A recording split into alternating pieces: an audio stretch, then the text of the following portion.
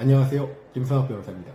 저는 대한변호사협회 공식인증 제주형사전문변호사이자 제주지방법원 재판부별 국선변호사, 제주지방법원 논스톱 국선변호사를 역임하면서 수많은 교통사고 형사사건의 변론을 성공적으로 수행해왔으며 현재 다수의 교통사고 형사사건을 수임하여 변론하고 있습니다.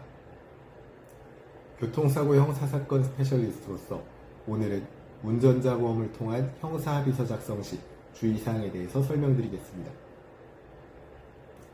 운전자 보험은 교통사고 발생 시 운전자가 부담해야 할 각종 비용을 보장하는 보험 상품입니다. 특히 형사합의금, 벌금, 변호사 선임 비용 등을 보장하는 특약이 포함되어 있어 교통사고 발생 시 형사적 위험을 최대한 경감시켜줍니다. 법적으로 운전자 보험은 손해보험의 일종으로 벌금이나 형사합의금과 같은 형사책임까지도 담보하는 특수한 성격을 가지고 있습니다. 형사합의는 교통사고 가해자와 피해자 사이에 손해배상에 관한 합의를 하는 것으로 주로 공소제기를 막거나 형사사건의 정상참작 자료로 활용됩니다.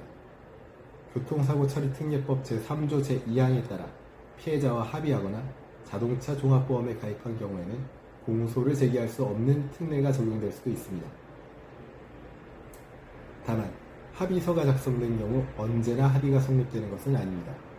피해자 또는 그 가족이 갑자기 당한 사고에 경황이 없는 상황에서 형사처벌이라도 면할 수 있도록 우선 서류상으로 합의서를 작성해달라는 가해자의 간청을 못 이겨 청구권 포기 조항이 들어가 있는 합의서에 기명날이 난 경우에도 합의가 성립하는지 여부가 문제가 되는 경우들이 많습니다.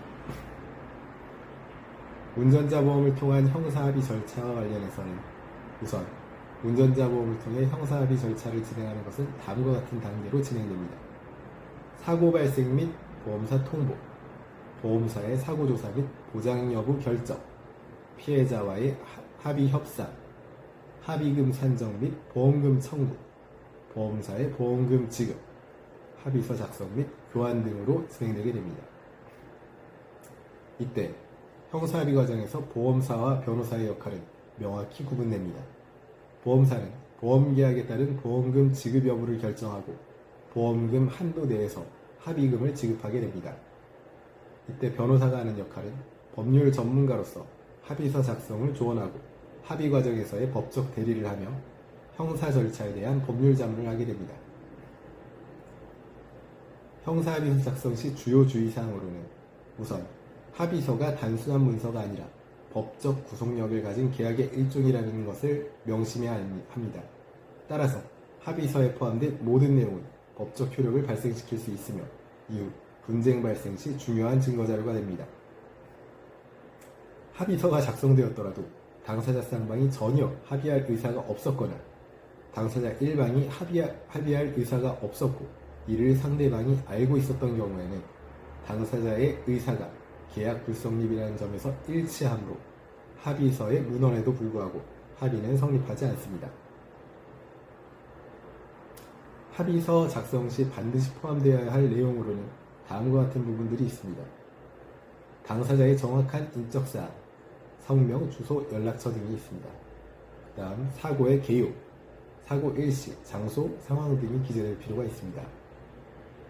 합의 금액과 지급 방법, 합의의 범위, 민사상 손해배상 청구권 포기 여부, 형사 고소 취하 여부 등이 포함되어야 합니다. 또한 향후 추가 청구 가능성에 대해서 후유증 발생 시 추가 청구 가능 여부를 명시해 둘 필요가 있으며 합의 조건, 형사처벌 관련 피해자의 의사표시 등이 기재되어 있어야만 합니다.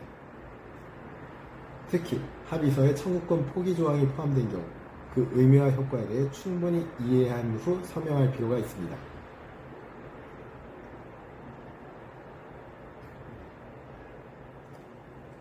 제주교통사고 변호사로서 강조하자면 운전자 보험을 통한 형사합의서 작성 시 앞서 살펴본 내용들을 반드시 숙지하셔서 합당한 권리 행사를 하시기를 바랍니다.